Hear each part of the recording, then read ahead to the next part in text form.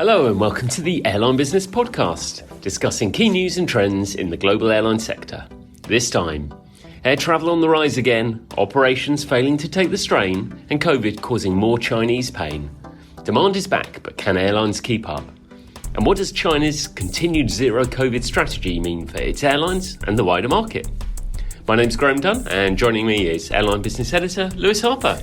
Hi Graham, how are you? Yes, we're going okay. I think the industry is we're in ramp up, aren't we? It's the great ramp up, but It's not straightforward. It's not, no. So pent up demand has become the phrase we've probably got a bit bored of hearing, over the last few months, even though it's clearly a positive concept coming out of such a huge crisis. There's a certain irony to the fact that as we look towards the Northern Hemisphere summer and airlines, quite a few in Europe, for example, talking about touching pre-COVID levels by some measure, that it actually might be issues within the businesses and maybe slightly the wider air travel industry that might actually restrict the kind of industry's ability to serve that demand fully. And I think there's throughout we've seen that there is this awareness, and airlines have talked about it before in terms of how they could be ready to ramp up. And obviously you've seen some carriers, particularly the lower cost ones, arguably who have been prepared themselves for this. They've kept themselves more active. People like Ryanair, like Wizz in Europe, have, a good example of airlines that have gone out of their way to try and keep capacity high, be ready to ride that curve when it comes, while other airlines are very aware of the bottom line, and especially those operating long-haul aircraft, a variety of flights have markets out totally out of bounds. But of course what we've seen is that no airline is immune from the issues, because not all the issues are solely attached to has an airline done enough to ramp up. No, that's the thing. It's very hard to really get a clear picture. As you said, it depends on airline, how they've handled the crisis. And there clearly are factors here that are at play in the wider economy. So staffing shortages aren't unique to the airline industry at this point. But having said that, airlines could see during the crisis that when domestic markets, for example, first China and then last year in the US, when people were able to fly again, they wanted to and quickly. Just so there's an extent to which you can say, well, the industry perhaps got the warning that this might happen and it hasn't responded well enough. But having said that, there are obviously, as I say, factors outside their control to a point. So they may have laid off a number of staff. And I think we talked in the last podcast about the issues around getting security clearance and the delays, a load of knock-on effects across economies, across government departments in terms of staffing shortages and getting back up to speed with something like normal operation mean that it's taking a long time to get staff back in. Some staff don't want to come back in. They've left the industry and found jobs elsewhere that they're enjoying. And obviously we know in the air travel industry it's a great industry, but in some ways you have factors like the hours, unsociable at times, working weekends, things like that. So you can see how there'll be a proportion of that workforce that isn't coming back. There are specific issues, I guess. We're talking from the UK with Brexit. People have left the UK as a result of that, and those factors get all muddled in with the COVID factors as well. And it's a bit of a mess, and it is unfortunate when everyone's just been gearing up for this and there's massive frustration. What's hard is to quantify it. So it makes good copy for the general media, but I'm talking from my own experience. I'm going on holiday soon, and I have my flight cancelled 10 days out by a well-known airline that from the country I'm talking from. So, and it is a big deal. It's kind of, don't have easy access to alternatives. You're straight away looking at a competitor to serve those flights again. So, it shouldn't be taken lightly, even if it is a small proportion. And it's just a clear reminder that not only is air travel coming back, but also some of the problems associated with air travel, which are kind of, by their very nature, kind of related to it. You're right, but I think what was quite interesting in Europe, obviously, in the past few days we've had Lufthansa and Air France KLM and IAG, so the three big network carrier groups putting out their outlooks, and they were all positive. Everything is about, they all largely featured this narrative around January and February were very tough as Omicron hit in. March, they just couldn't really do enough, and then they're on this ramp up going forward, and all see profitability for the time for the coming months ahead. And that's the key thing. I think an emerging theme in the industry, I'm sure we'll talk about as the year goes on as well, is looking beyond this summer and into the winter. And there's a lot of commentary around the strength of the second and third quarters this year. And as you say, I think most of the big airline groups are hoping for a degree of profitability in that period. I think what will be ultra frustrating is if there's a ceiling on that because of operational issues, and then you're going into a much less clear picture, I think, in the Northern Hemisphere winter, where who knows, we don't know how COVID is going to behave when the weather gets colder, for example, in Europe. There's a lot of factors at play there, so it's far from ideal. It's not just a European issue, of course. We look at the US, and again, it's a long-term issue there with pilots, and but the pilot shortage again, now that the industry is ramping up and airlines are looking even beyond 2019 levels of capacity, certainly domestically and regionally in the Americas. We're seeing that come back, an airline like JetBlue cutting a significant proportion of its flying to build that resilience into the network. And I think that's a lot of airlines are talking about now. BA, of course, you within IAG's talked about that resilience. Resilience is the evil twin sister of pent up demand, isn't it? And I think so. We've seen it has been interesting seeing some carriers who have taken that action. As you say, JetBlue did that. British Airways, they had challenges, particularly at Heathrow, and that's part of there are separate battles around that at the moment, ongoing. But so British Airways are taking the decision to slim out their network. So they were hoping to be at pre-capacity levels for the summer. They're now about 10% of their flying at Heathrow will be cancelled, certainly initially, and then that's sort of slimming down as the summer progresses. So they've had to take specific measure to take capacity out, to be more cautious. What was quite interesting hearing Sean Doyle, he said, they were the first airline to bring people back to work after the pandemic. They're the first airline to recruit again. They think they did what they could to get that forward. He was talking again about a lot of those complications around Omicron, obviously increasing sick rates, the whole recruitment process taking much longer because of more stringent referencing requirements and so forth. A lot of those factors which nobody could have factored in and are sort of directly beyond the airline's control. You're back again. This industry is one that's constantly at the whims, the fates of the wider industry and wider society. And here's, on the one hand, it feels like it should be, an overwhelmingly positive story that everyone's flying again. But because everyone's flying again all at the same time, it creates operational headaches. Yeah.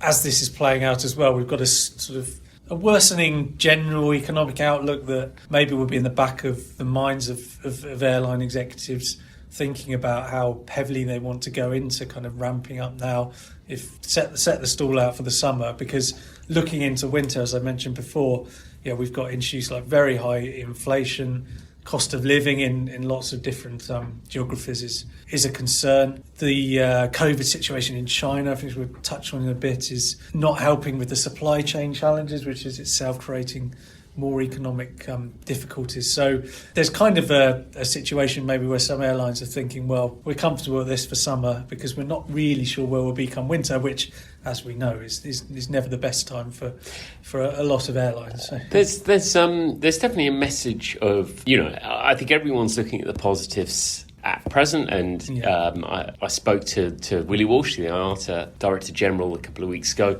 and in his very clear and sort of confident fashion, he said that if he was running a European airline right now, he would be confident that demand would continue into the winter, into next year, and that supports that underlying business demand. But of course, there are lots of factors that might complicate that. Obviously, rising fuel prices could also have an impact. Now, again, Willie Walsh and others in the industry have talked about high fuel prices is something they have dealt with before. I mean, fuel prices spiked, during the last decade, and that period was one where airlines were more profitable or as profitable over that period. Obviously, that will temper their thoughts around capacity.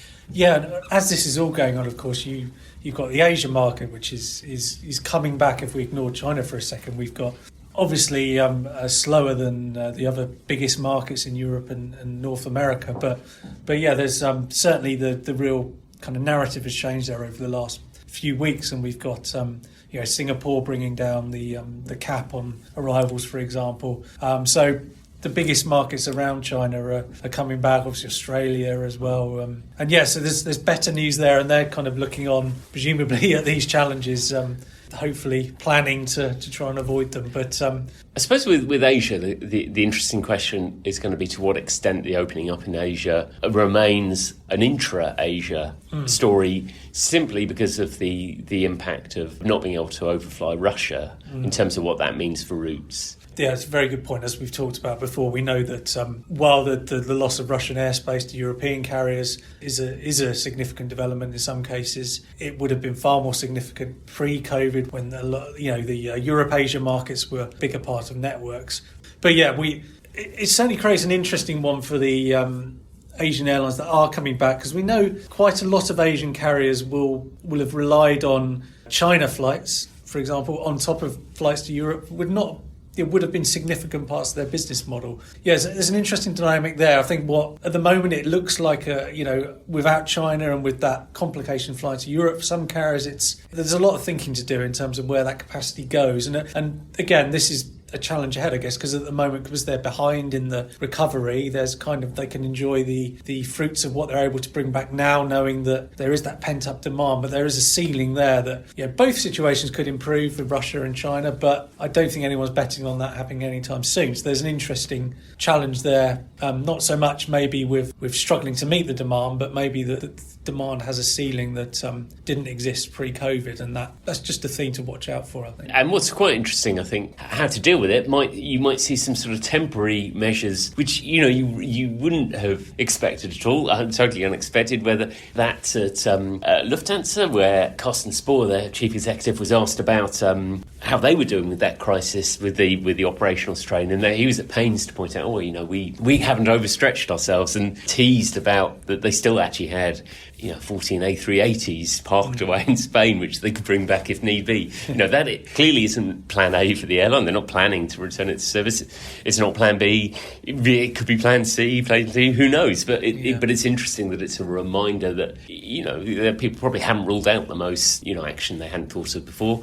And then at the other end of the spectrum, you have EasyJet taking measures which you probably wouldn't anticipate from a low-cost carrier. No, this is the thing, because obviously an EasyJet, probably is not the lowest cost of the low-cost carriers, but clearly the business model is built around cram people into the plane at the lowest cost, and so for their A319s they're taking out 6 seats, because under EU regulations they can then cut their cabin crew down from 4 to 3 members, and that curiously is literally taking the seats out, because that regulation is based on number of seats, so you can't just not sell those seats. They're insisting that as a minimal impact, because they wouldn't generally expect to fill the plane until very close to travel. So they're saying what I mean by that is already booked flights.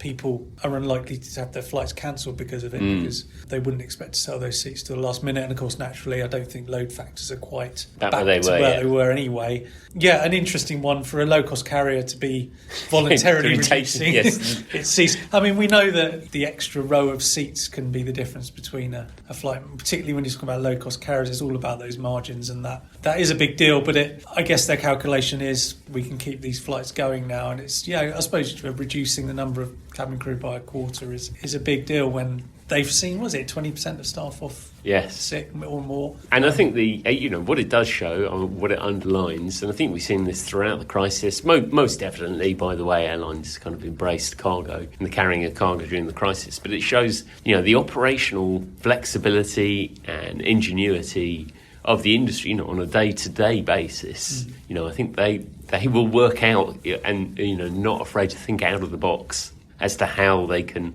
keep flights profitable, keep operating, because throughout this period, airlines have been operating on a day-to-day basis, limiting the cash outflow more than the cash inflow. They'll be hoping for some cash inflow this summer at least, but I think it shows a lot of that ingenuity, which does mean you are seeing airlines perhaps considering moves that under normal circumstances they wouldn't.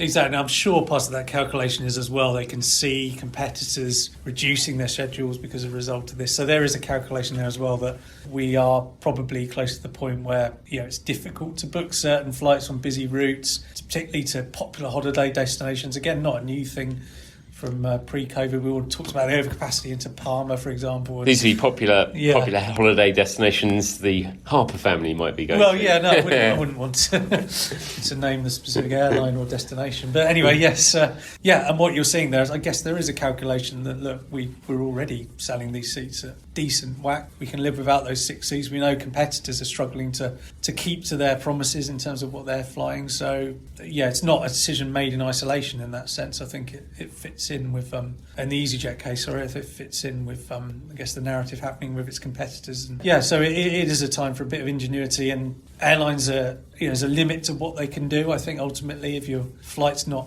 operating on a profitable basis, it's not operating on a profitable basis. But yeah, it's an interesting example of stuff you can do around the edges, I think. Doubt we see Ryanair doing something like that. I just can't imagine it. No. So we've looked at Europe. We touched on it a couple of times, but after the break, we're going to talk about China and the impact of the zero COVID strategy there. If you're enjoying this podcast, why not sign up for free to get the weekly airline business briefing delivered direct to your inbox every Thursday. You can register to get our weekly briefing together with any of Flight Global's other newsletters for free at flightglobal.com/newsletter.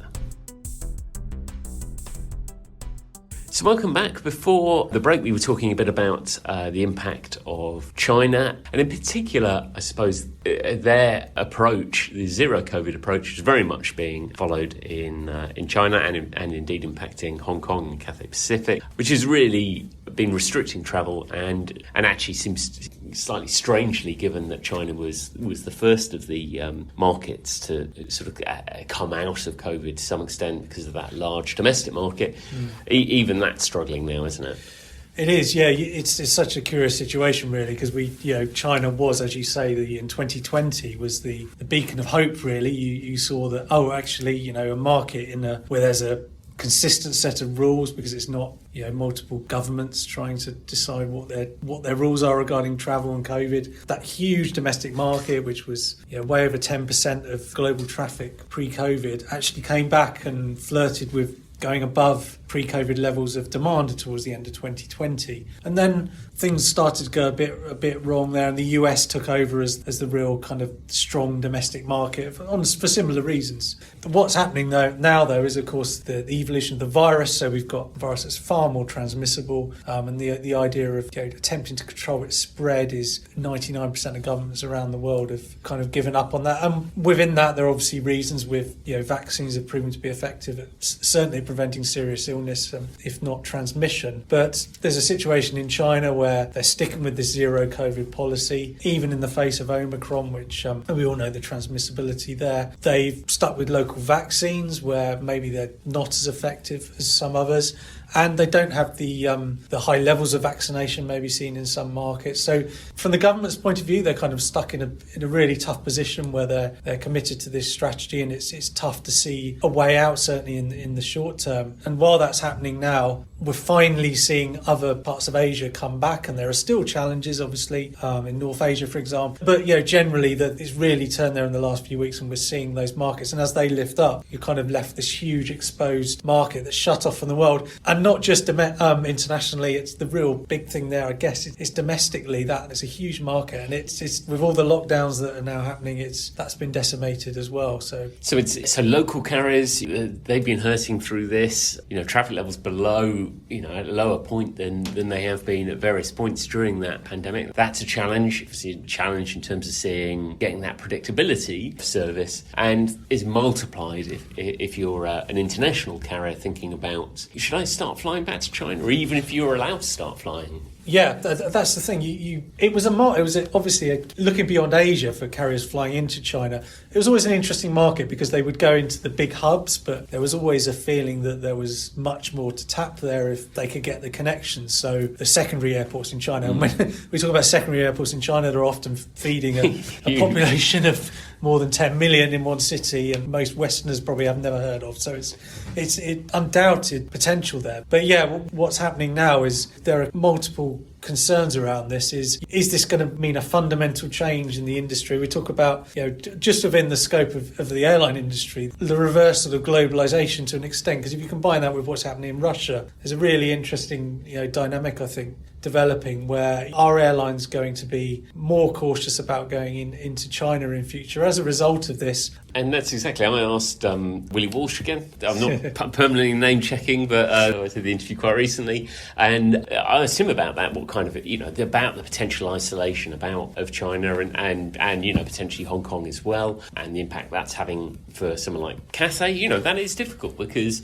Cathay had quite a tumultuous existence even before COVID, but COVID is obviously, if you have Singapore opening up next door, and the other potential transit hubs and stopping points and airports, and if you can't travel through Hong Kong for a period of time, that is a challenging step. So I was talking to Willie Walsh about this, but also about more generally about international carriers and whether they would be more cautious. And yes, that's he certainly expects them to have a more cautious approach in terms of coming into China, not least because if you don't have certainty as to whether those routes will continue, are they going to suddenly stop everything again the moment there's a bad winter of COVID or so forth?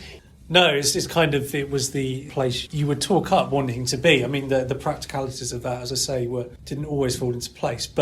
And you'd look at Hong Kong specifically, and it's difficult to think of a market that has been pummeled more by factors sort of outside its control. But on top of the zero COVID approach you've got there is the sort of transition of Hong Kong to become closer to mainland China politically, which again is, for some businesses maybe a red flag concern over whether Hong Kong keeps that kind of independent kind of spirit that it used to have. And if you add that into everything else going on, and we know Cathay has been directly involved in some of the issues with protests going on there, and it really is it's a long way back. And like you say, if people get used to travelling via alternative hubs, that it really is. I mean, Hong Kong, having said that, on the cargo side, I think we're still the biggest airport in 2021 globally, so it's strong there. And cargo, of course, is the other element to this, because China, the lockdowns are having a different, another effect, which is similarly being felt across the industry, isn't it? Yeah, because